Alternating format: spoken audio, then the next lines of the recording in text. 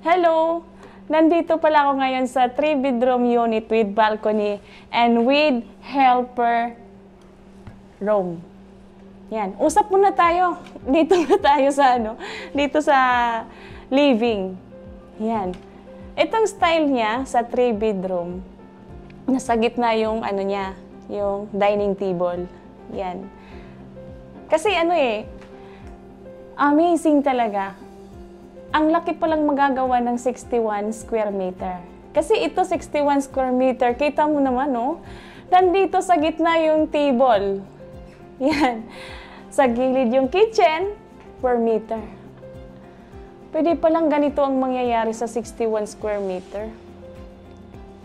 Naisip ko, naku, parang hindi na siya kundo eh.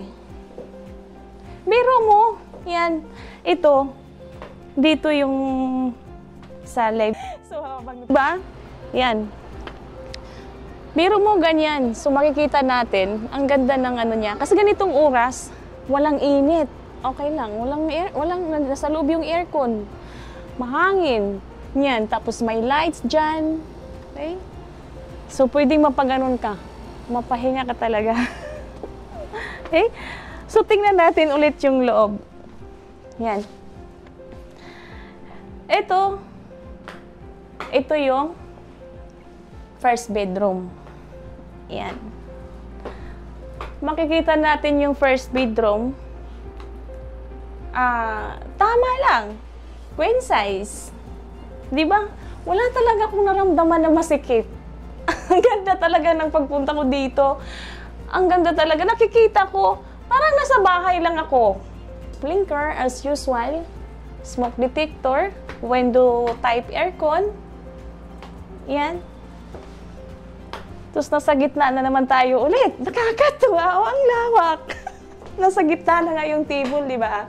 Oo. Tapos meron pang space dito. Hanggang habulan pa tayo. Ikot-ikot pa tayo, di ba? Ang luwag ng 61 square meter. Nakakatuwa.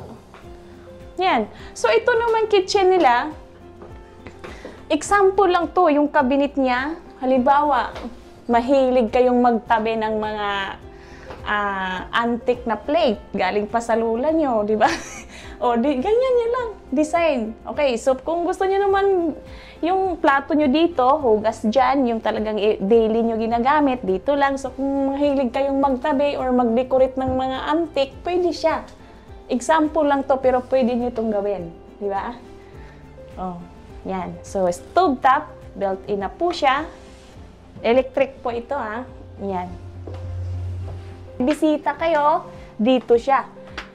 Meron siyang space. No? Okay, so pwede nyo rin gawing office.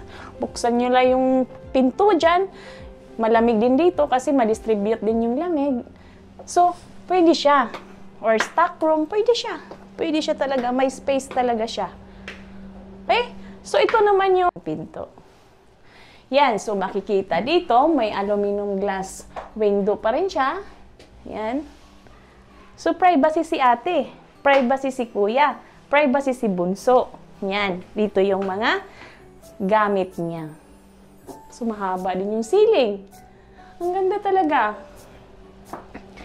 So, ako dito, sobrang tuwa ko talagang pagpunta dito. Sa totoo lang talaga, grabe, ang lawak. Ang ganda pala ng 61 square meter. Pwede palang ganitong mangyayari sa 61 square meter. Yan. So, this is the master bedroom. Yan. Pwede siyang king size. Yan.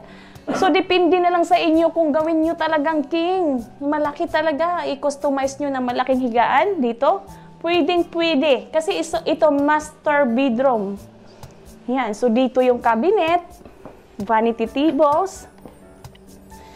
Tapos, may sarili din siyang window type aircon na lagayan dyan.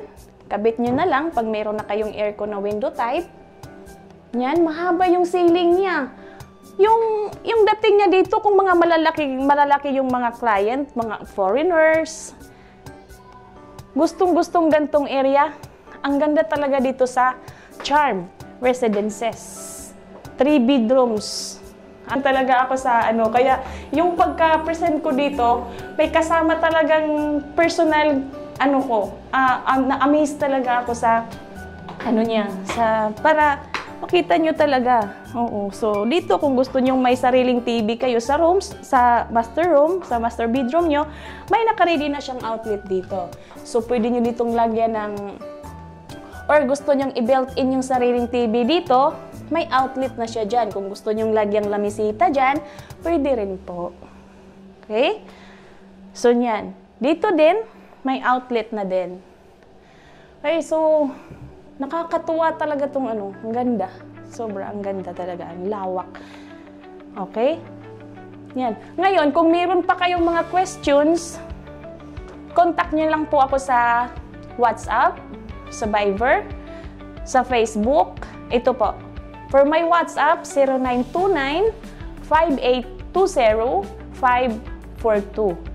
And then, pwede din po ako sa 0938-0221-783. Pwede ako sa Messenger. Ranisa Taguran Tabuco. Usap tayo! So, matutulungan ko kayo dito tungkol sa 3 bedrooms with maid's room, with balcony of Charms Residences, Cainta City. Thank you for watching!